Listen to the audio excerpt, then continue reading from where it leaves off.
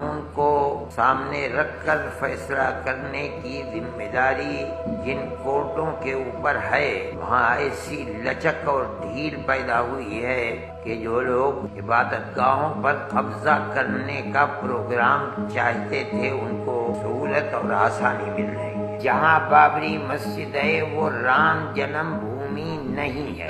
پھوٹ پڑے ہیں مسائل کہ اس مسجد کو بھی لو، اس مسجد کو بھی لو، اس مسجد کو بھی لو، اس کے اوپر بھی لو۔ آپ پڑھاتے کس لیے ہیں؟ لائبریریوں کے اندر آپ کے ہزاروں کتابیں کس لیے رکھی ہوئی ہیں؟ ان کو آگ لگا دیجیے۔ قانون بیکار اور بے قانونی۔ مسلمان ملک کی آزادی کے بعد اس طرح کے مسائل میں گھرا ہوا ہے۔ بابری مسجد کا مسئلہ تھا، لیکن اسی زمانے میں مختلف مسجدوں کے مسئلے، خود دلی کی جامع مسجد کا مسئلہ ہے، احمد آباد کی مسجد کا مسئلہ ہے، سنبھل کی مسجد کا مسئلہ ہے، متھرا ہے، یہ تمام مسائل اٹھ رہے تھے۔ لیکن اس وقت جس تیزی کے ساتھ یہ مسائل اٹھے ہیں ان سے یہ محسوس ہوتا ہے کہ قانون کو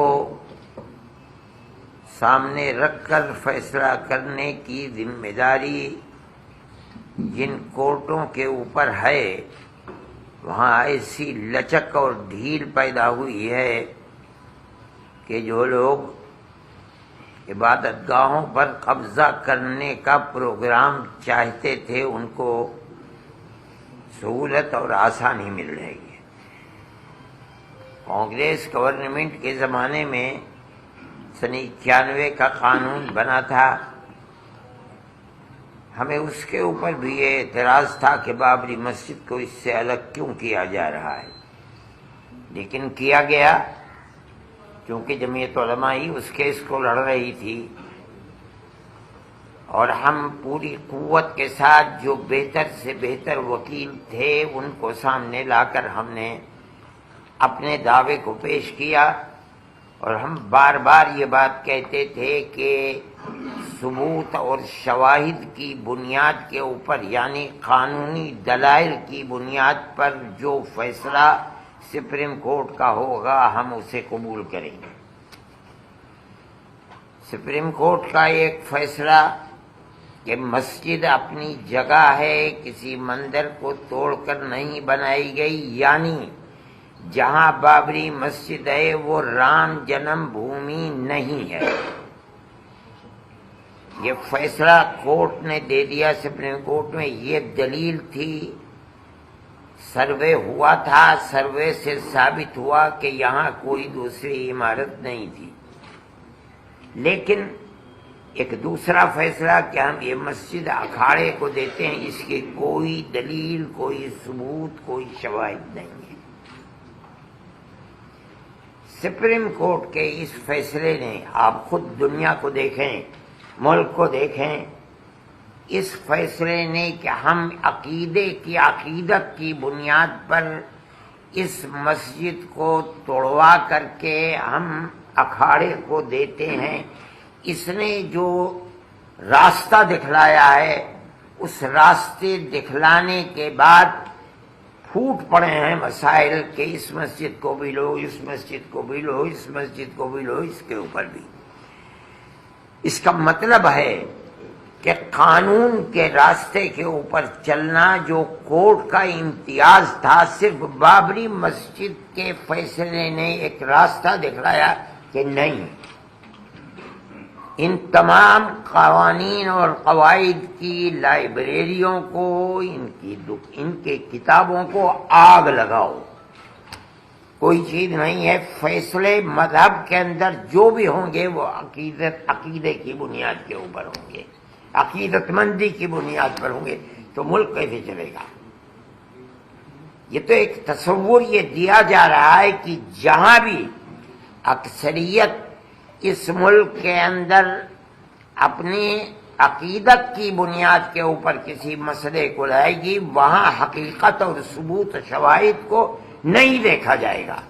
بلکہ وہاں یہ دیکھا جائے گا کہ اکثریت کی عقیدت مندی کیا چاہتی ہے، جو چاہتی ہے اس کو پیش کر دیا جائے گا تو ملک کیسے چلے گا؟ یہ ایک بات ہے سوچنے کی۔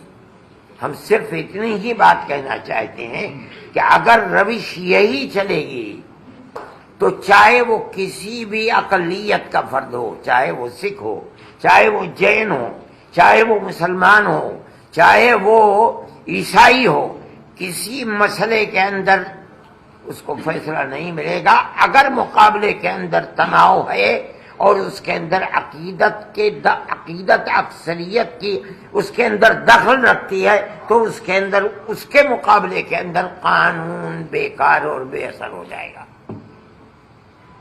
یہ بات میں ہی نہیں کہہ رہا ہوں، سمجھدار اور بڑے بڑے وکلاء یہ بات کہہ رہے ہیں کہ اس فیصلے نے بابری مسجد کے جو راستہ کھولا ہے کہ عقیدت کی بنیاد جب کبھی مقابلہ ہوگا تو قانون اس کے مقابلے کے اندر ہیج ہو جائے گا۔ تو بھائی لا آپ پڑھاتے کس لیے ہیں؟